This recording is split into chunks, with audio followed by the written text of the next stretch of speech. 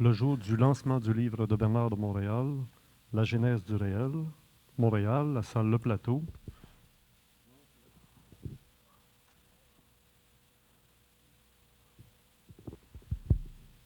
Dimanche 20 novembre 1988. Dans cette deuxième partie de notre rencontre aujourd'hui, j'aimerais qu'on regarde un peu le glossaire.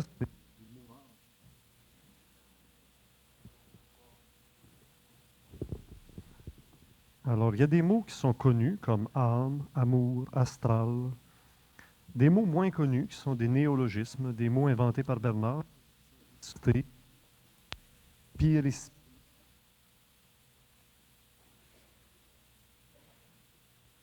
Loé. Est-ce qu'on pourrait vous entendre de vive voix nous donner la définition de certains de ces mots-là, qui sera un complément au livre, encore une fois. Je pense toujours à l'idée des gens qui écoutent sur la cassette et qui ont le livre en main. L'âme, depuis les débuts, avec Bernard de Montréal, on a l'impression que c'est quelque chose de nuisible, de retardataire, de négatif. Alors qu'on sait que dans la plupart des religions, des mouvements spiritualisants sur la Terre, il faut sauver son âme. Oui. Quand je parle de l'âme,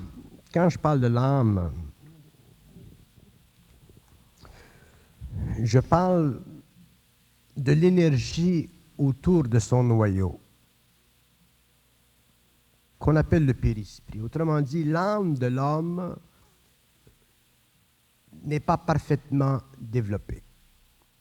L'âme, c'est de la mémoire, c'est une énergie de mémoire. Et avec l'évolution, cette énergie qui gravite autour du noyau, cette énergie doit être transmutée. L'âme, c'est un atome, mais elle ne doit pas avoir à long terme de partie ou d'énergie autour d'elle. Parce que toute l'énergie autour de l'âme, autour de ce noyau, fait partie de l'expérience de l'âme. Ça prend-tu une âme pour vivre? Oui, ça prend une âme, parce que l'âme, ça représente la contrepartie psychique de l'esprit. L'âme, c'est la psyché de l'esprit, mais elle fait partie de la composition psychique de l'homme pour donner à l'homme une présence de conscience dans un monde ou dans un autre. Comme l'être humain est un être réincarnationnel, il a une expérience accumulative. Cette expérience fait partie de l'évolution de l'âme, mais elle ne fait pas partie de la fusion de l'âme avec l'esprit. Pour que l'esprit et l'âme fusionnent, pour que l'esprit et l'âme deviennent un, pour qu'il y ait une harmonie, un équilibre total entre l'homme et son esprit, il faut que l'âme soit libérée de son périsprit, c'est-à-dire de sa mémoire. À partir de ce moment-là, l'homme devient totalement vibratoire, il cesse d'être psychologique et il ne fonde plus sa conscience sur sa mémoire involutive. Il fonde sa conscience sur le rapport étroit entre l'esprit, ou le double, et l'âme elle-même. C'est dans ce sens que l'âme, il ne faut pas regarder l'âme comme étant simplement une entité spirituelle. Il faut regarder l'âme comme étant une structure psychique, énergétique, qui doit être transmutée pour que la connexion se fasse avec les circuits universels, pour que l'homme en arrive un jour à avoir une intelligence qui est totalement non fractionnée, une intelligence créative. Mais tant que l'âme est assujettie aux lois planétaires, l'ego est prisonnier d'elle, il est assujetti à elle, et c'est pourquoi l'homme est inconscient. C'est pourquoi l'homme n'a pas de centricité. C'est pourquoi il est obligé de penser pour savoir, au lieu de simplement savoir. Donc, au fur et à mesure où l'âme sera transmutée, au fur et à mesure où le périsprit sera éliminé, l'homme entrera dans une fusion et ce sera le début d'une nouvelle évolution. La pensée pour vous, c'est quoi? La pensée, pour moi, c'est une nuisance. Ça fait partie de l'évolution, c'est normal, mais la pensée, un jour, doit passer du stage de la subjectivité au stage de l'objectivité, c'est-à-dire que la pensée doit devenir télépathique. L'homme, au lieu de penser, autrement dit, au lieu de vivre la réflexion de la lumière sur le plan mental, il vit la connexion, la fusion de la lumière sur le plan mental. À partir du moment où l'homme a une fusion avec cette énergie sur le plan mental, il n'a plus besoin de penser. Donc la pensée cesse d'être réflexive, elle devient créative, c'est-à-dire qu'elle devient télépathique ou elle devient instantanée et elle ne crée pas dans l'ego de réflexion. À ce moment-là, l'homme entre dans la conscience universelle, il n'y a plus de limite. Et le mental dans tout ça, c'est quoi? Le mental, c'est un plan d'énergie qui permet à l'homme de prendre conscience. C'est le siège de son ego. Mais l'ego de l'homme évolutif, c'est un amoncellement de réflexions. Donc, c'est une accumulation d'impressions. Ces impressions doivent être épurées pour que l'homme en arrive un jour à vivre dans le mental, avec un ego, mais transmuté. Un ego qui est transparent.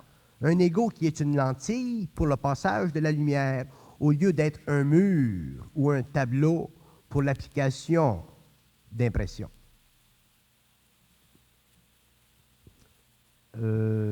Si on regarde le plan mental, on voit que le plan mental, c'est un monde. Parce que vous parlez du supramental. Non, je parle du plan mental inférieur aussi, c'est un monde. Comme le plan mental supérieur est un monde. C'est Mais ça qu'on appelle le supramental? le supramental, c'est un monde qui est parfait. C'est un monde qui est régi par les lois de l'architecture de l'esprit. C'est un monde qui est organisé sur ce plan-là, en fonction des pensées cosmiques, alors que le plan mental de l'homme, ce que nous appelons l'intellect, il est structuré sur le plan planétaire en fonction des pensées humaines.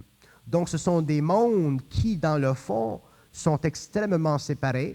Et lorsque le plan mental supérieur entre ou se connecte avec le plan mental inférieur, ça crée un choc à l'ego. Parce que l'ego est habitué de vivre sa conscience mentale par rapport à des pensées qui sont depuis très longtemps le produit d'une acculturation, le produit de l'impression, le produit d'impressions créées à l'extérieur de lui, sur lui-même. Alors que le plan mental pur, le plan supramental, si vous voulez l'appeler comme ça, c'est un plan d'énergie qui est au-dessus de l'ego, qui fait partie de la synthèse de l'âme et de l'esprit, mais qui est la source de la pensée créative pour l'ego, dans la mesure où l'ego est capable de la vivre sans réflexion. Si l'ego la vit, cette énergie avec réflexion, il se véhicule en lui une vibration plus basse, donc il vit la pensée subjective et il continue à poursuivre le mouvement involutif de sa pensée. Donc ce n'est pas surprenant que l'homme ne puisse pas avoir accès au savoir, qui est universel, mais aussi qui fait partie de son propre savoir. Et la fusion? La fusion, c'est le développement éventuel de la rencontre entre l'énergie de l'esprit, l'énergie de l'âme et l'énergie de l'ego. L'axe, l'esprit, la lumière, l'âme dépolluée, épurée, qui cesse d'être une mémoire personnelle pour devenir une mémoire cosmique, et l'ego qui est la lentille, permettant à cette énergie de descendre et de répondre sur le plan matériel à ses propres besoins créatifs, en même temps que sur le plan humain, elle permet de créer au niveau de la science, ainsi de suite, au cours de l'évolution. La formation de l'axe entre l'esprit, l'âme et l'ego est essentielle. Avec le temps, nous détruirons la forme de l'esprit.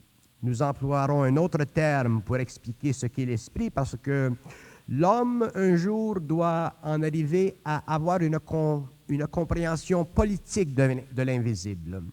Lorsque la forme de l'esprit sera détruite et qu'elle sera remplacée par une autre forme, ce sera le début de la compréhension des mondes invisibles, de leur gouvernement, de leur gestion des humanités, de leur gestion des races, de leur gestion du savoir, de leur gestion des sciences. L'homme aura une compréhension intégrale de l'infinité. L'homme aura une compréhension totale et absolue des mystères. L'homme ne sera plus ignorant, il ne sera plus existentiel, il aura une conscience qui sera allégée, il aura une conscience qui sera totalement créative et avec le temps, encore, l'évolution de cette fusion, éventuellement l'homme contrôlera la matière. Ça fait partie de l'évolution des plans, la descente de l'esprit dans la matière, mais dans la mesure où l'âme n'est plus régie par les lois de la mémoire. Le problème de l'homme aujourd'hui, l'insuffisance de son savoir, est dû au fait qu'il vit au niveau de son intellect par rapport à la mémoire de l'humanité. Et l'homme ne peut pas vivre par rapport au passé. Il doit vivre dans le présent de sa conscience en étant créatif par rapport à un avenir. L'avenir de l'humanité doit être sous le contrôle de l'homme. L'avenir de l'humanité doit être sous l'empire de sa fusion. L'avenir de l'humanité doit être le résultat de cette fusion. Mais cette humanité ne sera pas l'humanité de l'involution. Ce sera une autre humanité, ce sera une autre race, non pas une race physique, mais une race mentale. Et ce sera aussi l'expression corporelle, physique, matérielle du véhicule éthérique. Donc, ça permettra à l'homme d'entrer dans un autre temps.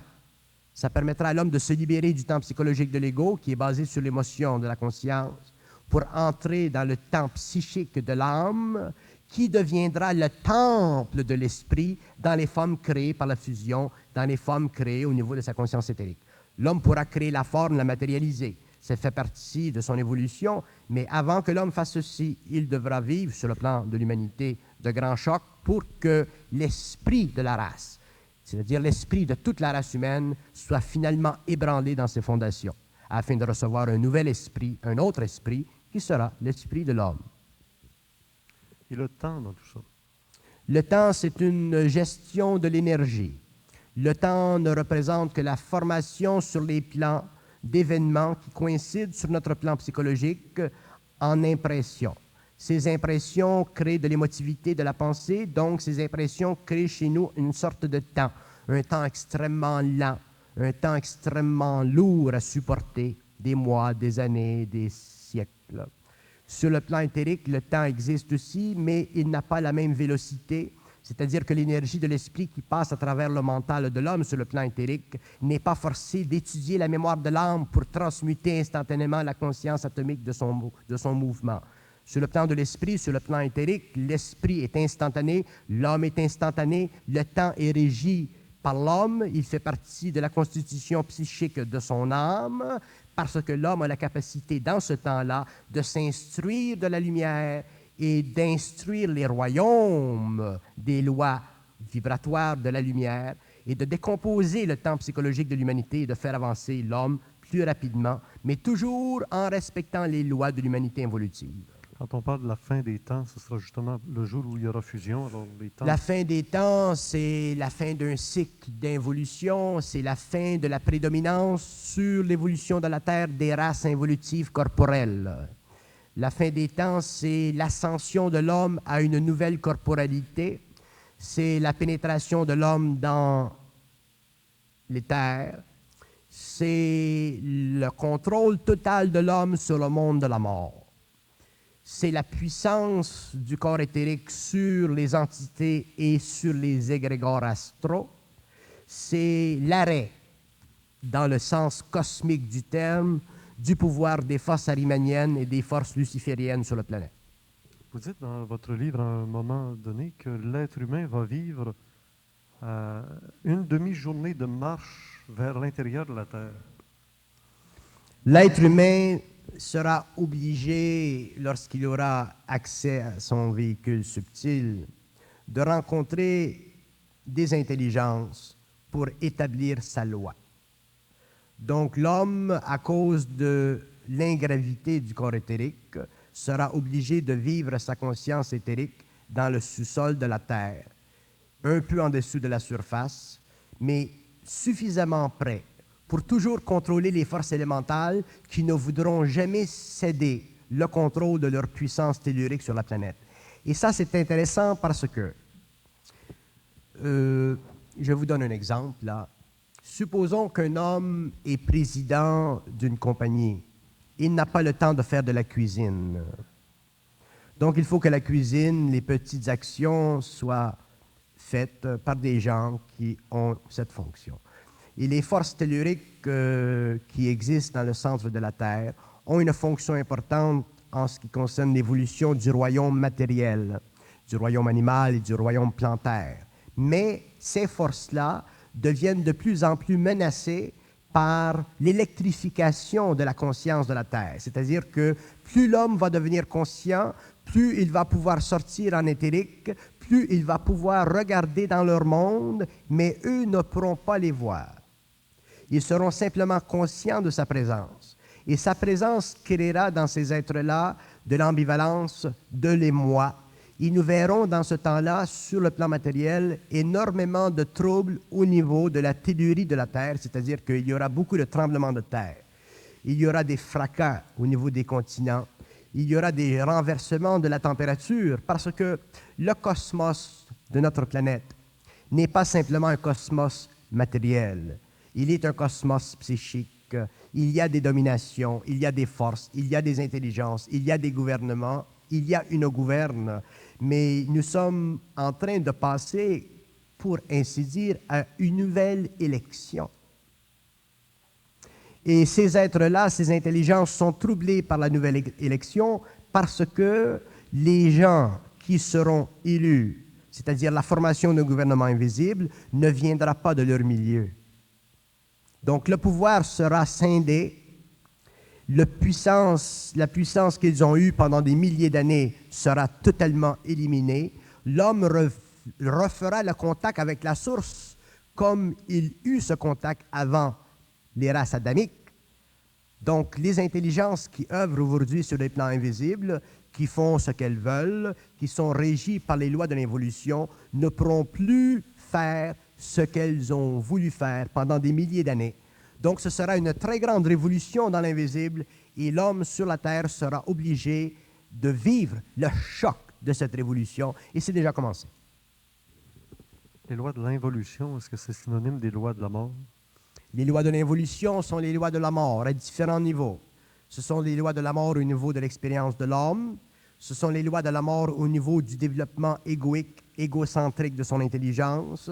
Ce sont les lois de la mort au niveau de la rupture de la communication entre l'homme et la source, donc l'absence totale du savoir. Ce sont les lois de la mort dans ce sens que la connaissance humaine, elle est fondée sur le doute et la croyance. Donc, elle est totalement polarisée. Donc, elle force naturellement l'homme à souffrir. À partir du moment où l'homme passera à l'évolution, le doute disparaîtra de sa conscience parce qu'il aura un centre mental plus développé. Il ne pourra plus croire parce qu'il sera dans son intelligence. Donc, à ce moment-là, la polarisation de sa conscience sera éliminée. L'homme perdra son égocentrisme et les forces astrales perdront sur lui sa puissance. Dans les néologismes de Bernard de Montréal, éthéréel, qu'est-ce que ça veut dire? Éthériel, ça dépend dans quel contexte on l'emploie. Vous dites ici, qualité objective et réelle des dimensions non soumises aux lois de la matière. Oui, OK. Donc, éthériel, c'est la qualité objective de quoi? Et objective et réelle des dimensions non soumises aux lois de la matière. Qualité objective et réelle des dimensions non soumises à la matière. Non soumises aux lois de la matière. Non. C'est ce qu'on appelle éthéréel. C'est bien. Évidemment. Mais donnez un exemple D'éthéréel? d'éthéréalité. La pensée est éthéréelle. La pensée est totalement éthéréelle, elle n'est pas soumise, régie par les lois de la gravité. Ce qui est intéressant de la pensée, c'est que elle deviendra pour l'homme non pas un véhicule d'expression, mais elle deviendra pour lui une solution à ces véhicules. Vrai? Autrement dit, l'homme en arrivera à utiliser sa pensée pour résoudre les aspects dans sa conscience qui l'empêchent d'utiliser ces véhicules. C'est la pensée qui nous empêche d'utiliser le véhicule éthérique. C'est la pensée qui nous permet d'utiliser le véhicule astral. Mais lorsque nous utilisons la pensée subjective, nous sommes forcés d'utiliser le véhicule astral. Donc, il y a un lien entre la pensée subjective et le plan astral. Ce n'est pas suffisant pour l'homme. Donc, nous avons besoin d'une pensée qui est totalement télépathique, c'est-à-dire une pensée qui ne réunit pas dans sa constitution la polarité du vrai et du faux. À ce moment-là, elle est totalement libérée du plan astral, elle fait partie du plan mental et elle permet à ce moment-là de construire un véhicule éthérique. À partir du moment où l'homme aura terminé la construction de son véhicule éthérique, il aura un plan mental totalement développé et il pourra, comme je dis, utiliser une pensée créative qui affranchira le véhicule éthérique de son corps matériel. C'est pour ça que nous disons que l'homme sera immortel. Il ne sera pas immortel dans le sens que son corps matériel ne disparaîtra pas, mais il sera immortel dans le sens que, à partir du moment où il voudra cesser son activité de vie sur le plan matériel, il ira sur un autre plan. Si je comprenais tantôt, c'est que le pilote de l'avion n'utilisera plus l'avion comme moyen véhicule, il deviendra lui-même le véhicule. Il deviendra lui-même un véhicule. Mais il y a une autre dimension aussi, c'est que pour la première fois, le pilote pilotera son propre véhicule. Au lieu d'être téléguidé par l'astral, au lieu... Vous savez, si nous regardons notre conscience humaine, nous avons tous à l'intérieur de soi un petit sentiment, un petit point, quelque part d'impuissance. Nous sentons tous une impuissance. Dans l'homme, il y a quelque part en lui une impuissance. C'est comme si l'homme n'est pas fini. Ou on lui a enlevé quelque chose. C'est le résultat. C'est le résultat. Nous n'avons plus cette capacité de nous sentir total parce que ça nous a été enlevé par les lois de l'évolution. Mais avec l'évolution, l'homme reprendra cette conscience et il sentira cette réalité, cette totalité, cette intégralité, et il sera bien sur le plan matériel, il sera bien sur le plan éthérique, il sera bien sur le plan astral. L'homme sera bien, il sera toujours bien. Il n'y aura plus de souffrance dans la conscience humaine. Parce que savez-vous quel est le symbole de la maison d'édition du livre de Bernard? Maison d'édition d'ailleurs qui est originale, qui est votre maison d'édition, les éditions Science intégrale. Mais le symbole qu'on voit dessus, c'est un pied de femme qui écrase la tête du serpent. Oui. J'ai fait ça parce que c'est pas un pied de femme, c'est un pied d'être humain. Si j'avais fait un pied de femme, on aurait fait la connexion avec la Vierge. Bon, OK. Donc, j'ai fait un pied d'homme, l'être humain, l'homme nouveau. Que l'homme nouveau soit une femme ou que l'homme nouveau soit un homme. Et j'ai sectionné au niveau de la jambe, j'ai entouré la jambe du serpent et le serpent qui écrase la tête pour démontrer que l'homme... Avec son talon. Pardon? Avec son talon. Oui, avec son talon ou n'importe quoi, du moment qu'il est écrasé. Parce que ça fait allusion au passage...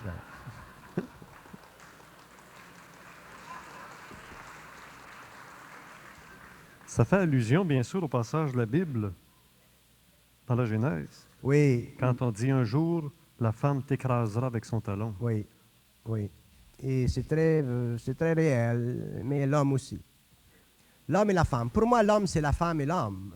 L'esprit dans un corps de femme ou l'esprit dans un corps d'homme, c'est l'esprit. Donc, sinon, nous allons entrer dans des hypothèses et tout ça, nous allons polariser la forme. Alors, pourquoi avoir choisi ce symbole-là? J'ai choisi ce symbole-là parce que, je l'ai fait, ce symbole-là. Parce qu'il indique parfaitement ce que je veux dire. L'homme lui-même écrasera l'ancienne connaissance. L'homme, pas les esprits, L'homme, nous aussi. C'est l'homme qui deviendra maître dans sa conscience du savoir. C'est l'homme qui prendra sous son contrôle l'évolution de sa conscience. L'homme ne sera plus régi par le passé. Il écrasera l'ancienne connaissance parce qu'elle n'est plus utile. Elle ne sera plus utile. Il arrêtera de se servir de sa tête. Pardon? Il arrêtera de se servir de sa tête pour l'écraser. Bon, il arrêtera de se servir de sa tête et il utilisera ses pieds. Très bien. Et maintenant, le titre de la maison d'édition qui s'appelle Science intégrale. Science au singulier. Intégrale au singulier. Oui, c'est une science intégrale qui comprendra beaucoup de sciences. Mais la science doit être intégrale, elle doit être une, qu'elle s'applique à la physique ou à la génétique ou à la psychologie ou à la philosophie. La science doit être une. La science de la matière, la science de l'esprit, tout doit être unifié. Et c'est l'homme qui unifiera ces sciences. Mais ce sera une science. Lorsque les sciences seront unifiées sur la Terre, il n'y aura qu'une science. Donc, le physiciste pourra parler au psychologue, au parapsychologue. Dans ce temps-là, le psychologue aura disparu pour laisser la place au parapsychologue. Et dans ce temps-là, le parapsychologue aura disparu pour donner naissance à une autre sorte de psychologisme. Parce que le psychologue est aussi prisonnier de ses illusions. Parce que le psychologue veut faire de la science de l'esprit une science matérielle. La science de l'esprit, c'est la science de l'esprit. Les lois de l'esprit sont les lois de l'esprit. Les lois de la matière sont les lois de la matière. L'homme pourra les unir lorsqu'il aura de la conscience. Il ne verra pas de différence, de transgression. Il verra l'unité entre la matière et l'esprit. Et lorsque l'homme sera rentré sur le plan intérieur de la conscience, il verra que la matière répond aux lois de l'esprit, que l'atome a un son, et que ce son est modifiable par l'esprit, que la conscience de l'atome peut naturellement se changer pour donner un nouveau métal, ainsi de suite, ainsi de suite. Donc, il y a une science intégrale. Il y a la science de la matière. Est-ce qu'il y a une science de l'esprit qui parle de l'anti-esprit comme il y a la science de l'antimatière? Il y a l'anti-esprit. L'anti-esprit, c'est équivalent à ce que nous pourrions appeler le double luciférien. L'anti-esprit, c'est la forme d'intelligence qui fait partie de l'âme, qui est reliée à l'âme, qui utilise l'âme pour donner à l'homme l'impression. L'anti-esprit crée de l'impression dans l'ego, alors que l'esprit détruit la forme pour que l'ego, en fusion avec lui, puisse créer son impression. Il faut que l'homme devienne créateur de l'impression et cesse d'être impressionné ou impressionnable. L'anti-esprit crée l'impression. Il rend l'homme naïf, il fait croire à l'homme, il crée le doute dans l'homme. L'anti-esprit, ça fait partie des lois de l'évolution. Nous avons vécu avec l'anti-esprit depuis des millénaires. Et dans sa forme la plus grotesque, c'est la magie noire. Dans sa forme la plus dangereuse, c'est la médiumnité non comprise. Dans sa forme la plus douloureuse, c'est l'utilisation ou le jeu ou le travail avec certaines énergies. Des gens qui travaillent avec des énergies de ci, des énergies de ça, et qui ne savent pas ce qu'ils font. Son aspect visuel le plus maléfique, c'est celui de pouvoir utiliser ou de créer dans le mental de l'homme des images qui ne font pas partie de la réalité sous-jacente à la manifestation visuelle dans son mental. Si nous voyons des fois des gens qui vont dans des écoles ou dans des cercles ou dans des sectes et qui vivent des expériences au niveau du visuel et qui ne réalisent pas l'entité qui est derrière la manifestation visuelle. Et je veux avertir le public aujourd'hui, puisque je suis en public, je veux avertir le public qu'il devient extrêmement important pour l'humanité, pour l'homme, de prendre conscience du très grand danger de l'évolution des sectes sur le globe. À partir du moment où un être humain est englobé dans une collectivité, il perd son individualité, c'est très dangereux. Et les hommes sont spirituels, ils entrent dans ces organisations pour de bonnes raisons. Évidemment, ça fait partie de leur expérience, mais nous devons faire attention, nous devons réellement voir et regarder où nous mène notre relation avec des mouvements d'énergie, de groupe. L'homme, ce n'est pas un groupie. L'homme, c'est un individu qui peut avoir du plaisir avec plusieurs personnes, mais qui ne doit jamais être dominé, imprimé, assujetti à une conscience collective. Et malheureusement, ça se passe beaucoup aujourd'hui, beaucoup aux États-Unis, au Canada, en Europe. Et l'homme découvrira éventuellement qu'il se trame en dessous ou derrière ces organisations, ces mouvements, des forces astrales très puissantes. Et il faut être absolument objectif parce qu'il y a de ces organisations qui font des choses, non pas avec l'intention de dominer, mais par rapport à leur propre illusion. C'est beaucoup plus dangereux, vous savez, de rencontrer quelqu'un qui fait du bien et qui fait du mal, que de rencontrer quelqu'un qui fait du mal et qui le sait.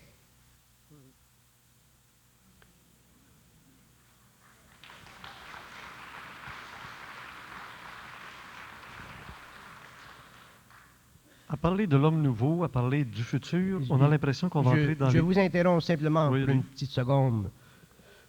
Moi, je ne peux pas, ce n'est pas ma position, je ne peux pas parler contre ce que je vois. Je demeure, je vois j'explique ce qui se passe, mais je ne peux pas parler contre ce que je vois dans le monde sur le plan personnel. Je ne peux pas dire, ah, ben, cette organisation elle fait du mal à l'humanité, à l'homme, à l'individu, ou cette chose fait du mal à l'homme ou à l'individu. Ce n'est pas mon rôle, ce serait me donner un droit qui ne fait pas partie de ma conscience. Mais je me donne l'opportunité de faire savoir aux masses humaines que nous entrons dans un cycle qui est extrêmement dangereux sur le plan psychique, qui est extrêmement dangereux pour surtout les individus qui sont naïfs, qui sont spirituels, qui sont de bonne nature et qui n'ont pas réellement passé par le feu de leur propre initiation. Donc, si vous voulez vous faire du bien, apprenez à protéger votre individualité contre toute forme de domination extérieure et surtout contre toute forme de personnalité humaine qui semble de temps à autre dans le monde poindre. Il n'y a rien de plus dangereux qu'un homme qui utilise le pouvoir. Il n'y a rien de plus dangereux qu'un homme qui apparaît être intelligent, parce que nous ne sommes pas équipés psychiquement pour maintenir notre individualité par rapport à ces individus. Donc, je souhaite que, surtout dans la province de Québec, les hommes sensibles, les gens qui font une recherche, des gens qui veulent se découvrir et éveiller leur conscience, prennent conscience que tout commence par eux et que tout demain doit finir par eux.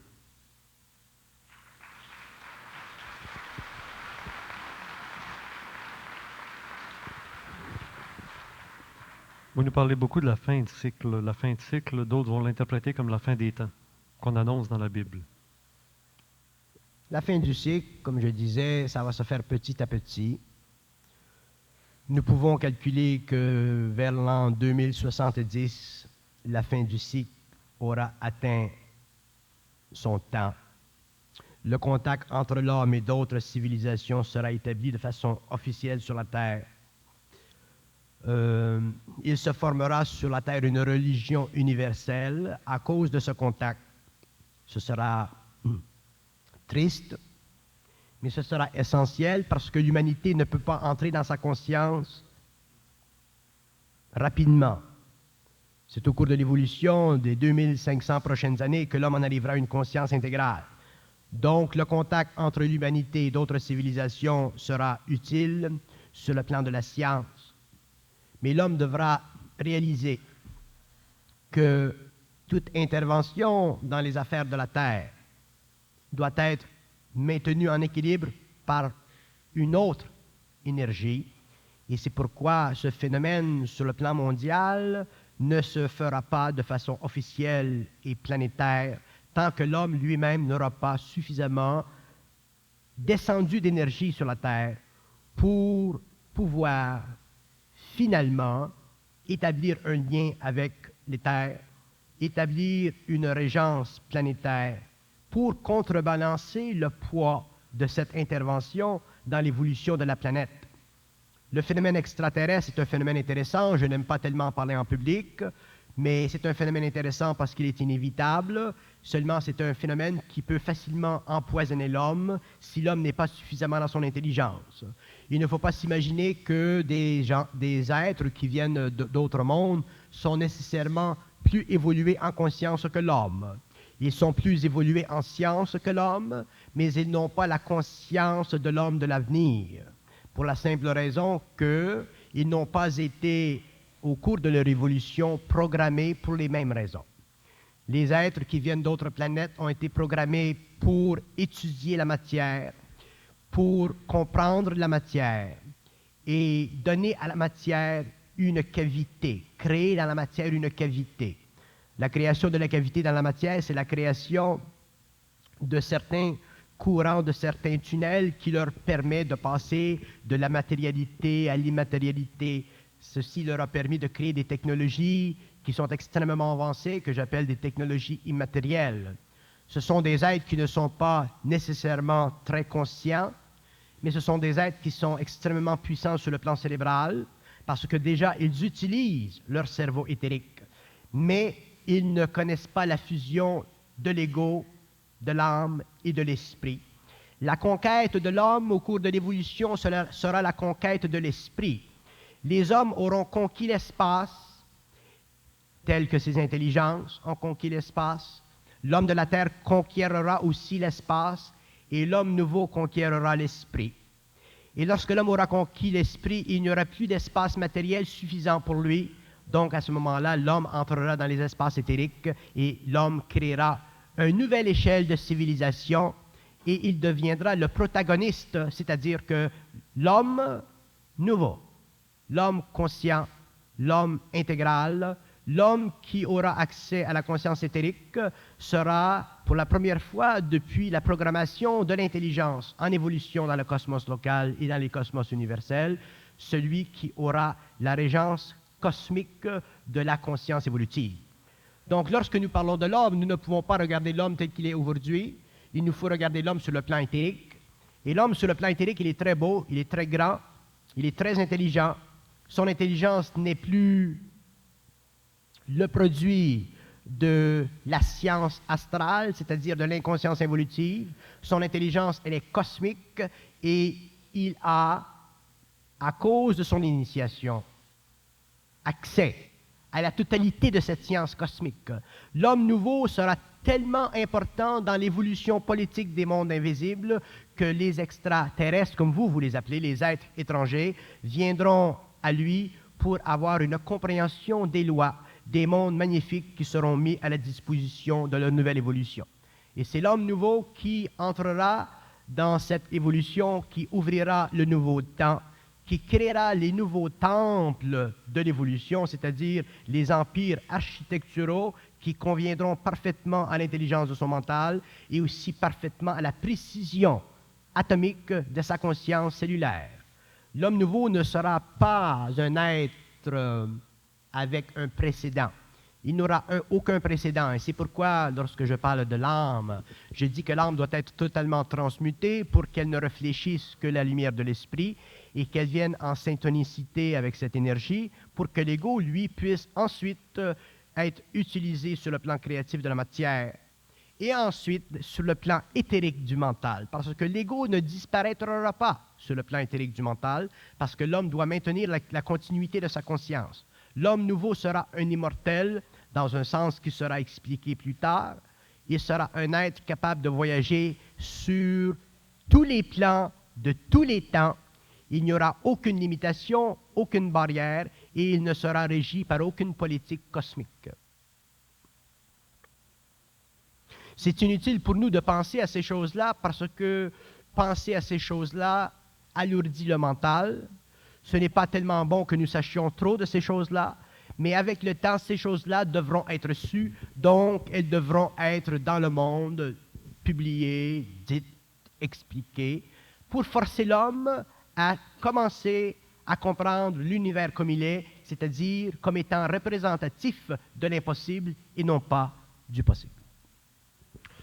J'essaie d'associer vos propos avec les prophéties, avec la crise psychologique du millénarisme. On arrive à la fin de 1900, on va tomber dans les années 2000.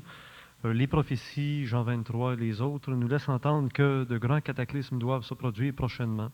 Vous terminez votre livre avec un chapitre intitulé « Le Christ mondial », alors qu'on s'attendrait d'entendre parler de la venue du Messie. Oui, il ne faut pas tomber dans le symbole spirituel. Nous avons suffisamment bavé du symbole spirituel. Nous devons commencer à comprendre le symbole spirituel, comme nous devons comprendre le symbole ésotérique, comme nous devons comprendre le symbole occulte. Nous devons être libres du symbole. Tant que l'homme ne sera pas libre du symbole, il n'aura aucun savoir. Il sera simplement capable de vivre la rêverie psychologique de son âme. Mais parlez-vous de la même énergie? Je parle de la même énergie, mais je ne parle pas de la même personnification de l'énergie. L'énergie de la conscience nouvelle sur la Terre sera le produit de l'actualisation et de l'accès de l'homme à sa propre vitalité. Le Christ mondial sera l'expression dans le monde d'une conscience créative totalement libre du connu. Le Christ mondial, c'est un terme que j'emploie parce qu'on peut s'identifier avec la symbolique de haute vibration de cette énergie. Mais le Christ mondial, ce n'est pas un être. Le Christ mondial, c'est une agglomération de conscience unifiée dans le mouvement créatif et cristallisant de l'énergie cosmique à travers l'âme et à travers l'ego, totalement rendu transparent. Alors que le Messie, c'est un être. Le Messie, c'est un être, et le concept du Messie, il est bon pour les masses humaines parce que les hommes ont besoin du concept du Messie pour vivre un certain espoir que nous n'allons pas aller vers une déchéance totale, que quelqu'un dans le temps va nous récupérer. Nous sommes des êtres qui sommes affamés d'espoir parce que nous n'avons pas de centricité. Nous avons besoin d'un Messie psychologique pour nous donner un peu de force parce que nous sommes sans force. Lorsque l'homme sera dans sa force, il n'aura plus besoin de Messie. Il réalisera que lui-même fait partie de tout ce qui est messianique. À vous entendre parler, le Messie.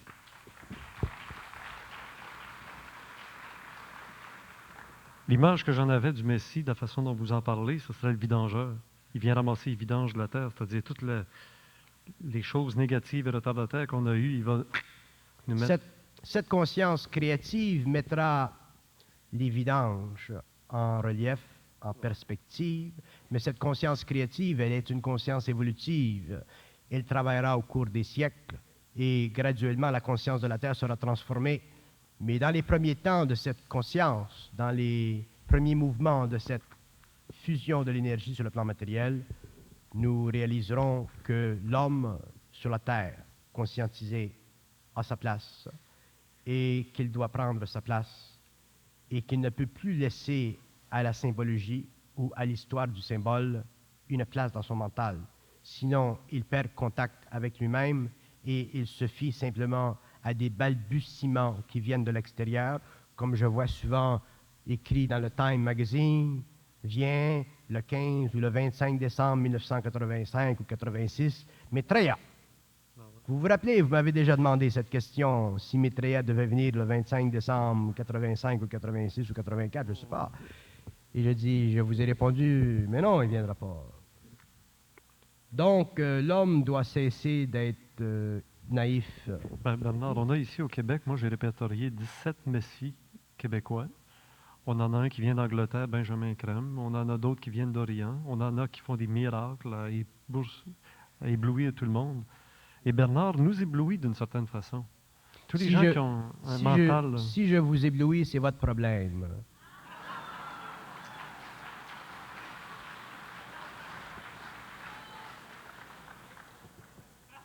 J'ai suffisamment dit, j'ai tellement souvent dit que l'homme ne doit pas être fasciné. Imaginez-vous si l'homme est fasciné par l'homme, combien il sera fasciné par les plans. Ce sera sa déchéance, ce sera sa finalité. Qu'on dise, le bonhomme, c'est intéressant, il parle beaucoup, machine à parler, OK, ça, pas de problème. Si vous dites que je suis intéressant ou que je suis une machine à parler, que je peux parler beaucoup, ça ne vous enlève rien. Mais si l'homme devient fasciné par mon personnage, là, il a réellement un problème et moi, je n'y peux rien. Je peux simplement parler, avertir, dire, il y a suffisamment de Messie, il y en aura plus de Messie. Et tant que l'homme ne réalisera pas qu'il est son propre Messie, il sera réellement un pauvre d'esprit.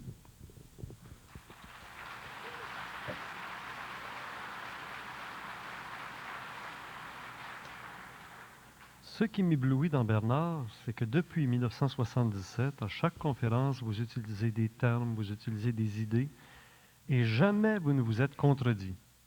Sauf une fois, où Bernard, dans les premiers temps, nous a dit qu'on me reprenne d'écrire un livre. Jamais je n'écrirai un livre. Et c'est vrai, je n'ai jamais écrit de livre.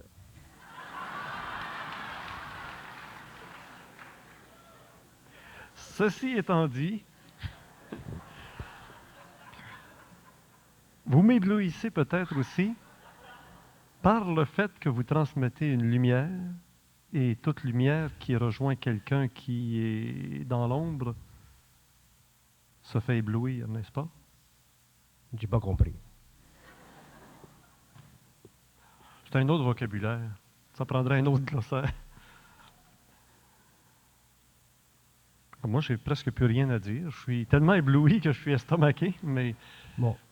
Donc, je vais parler.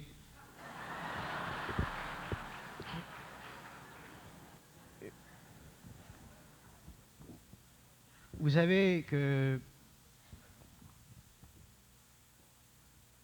j'ai un grand amour pour le public. J'aime beaucoup les gens. J'aime beaucoup les gens qui cherchent. Mais je crains beaucoup pour le public. Je crains beaucoup pour les gens qui cherchent. Il a raison, c'est parce que les hommes sont trop confiants dans les hommes. L'homme est tellement naïf, et vous le verrez au cours de l'évolution, lorsque individuellement vous aurez pris conscience,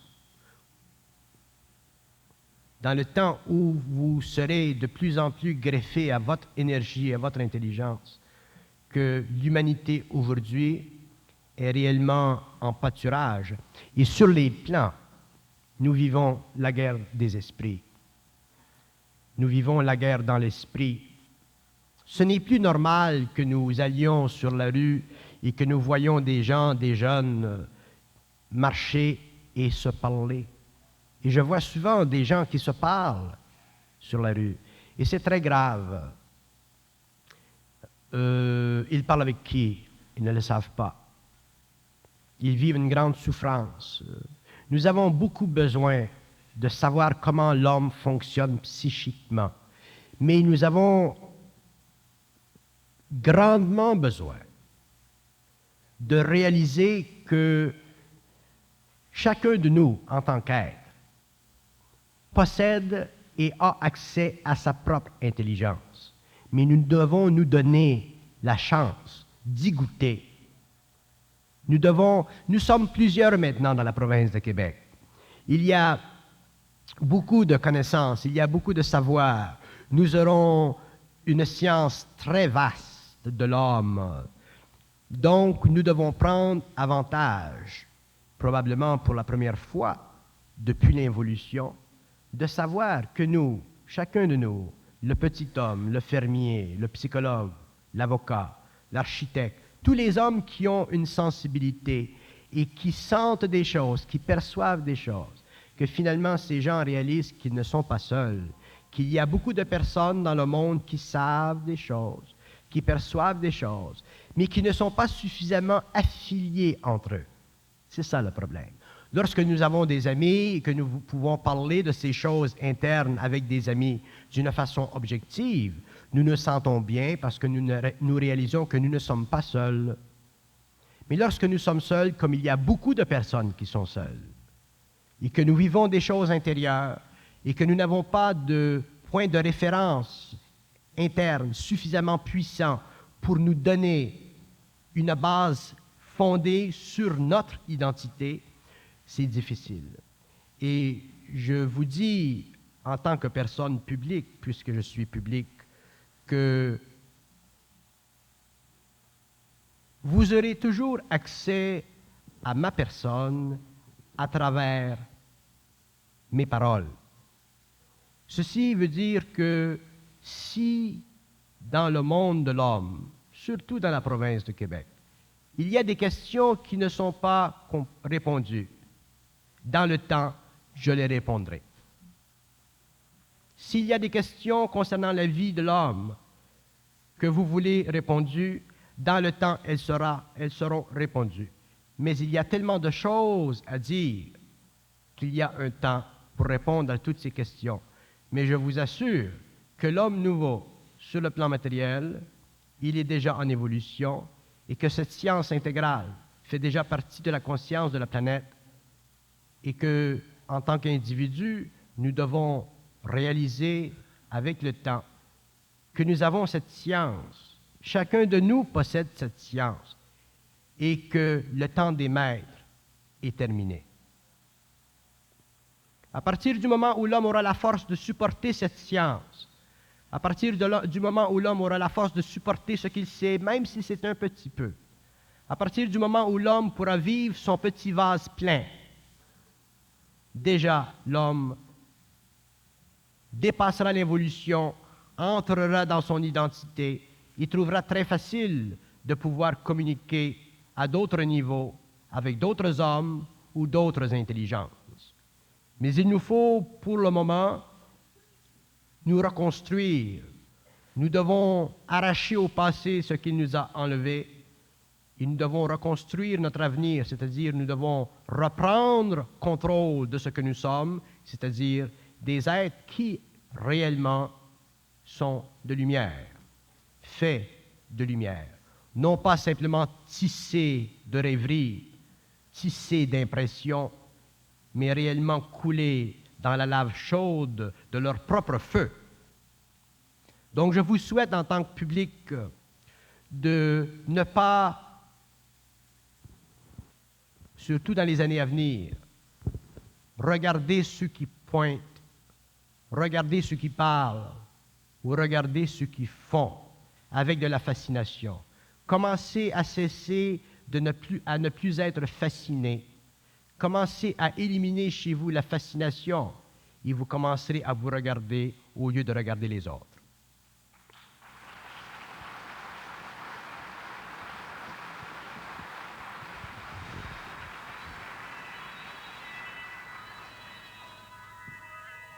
Vous verrez de l'intelligence. Et lorsque l'homme commence à se voir de l'intelligence, il n'est pas habitué. L'ego vibre. Avec le temps, il s'habitue.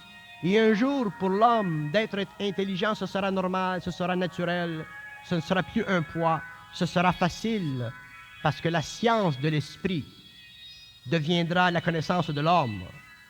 Et lorsque l'homme sera dans la science de l'esprit et qu'il véhiculera dans le monde sa connaissance, il n'aura plus de temps à perdre, à chercher à voir s'il est ou s'il n'est pas intelligent.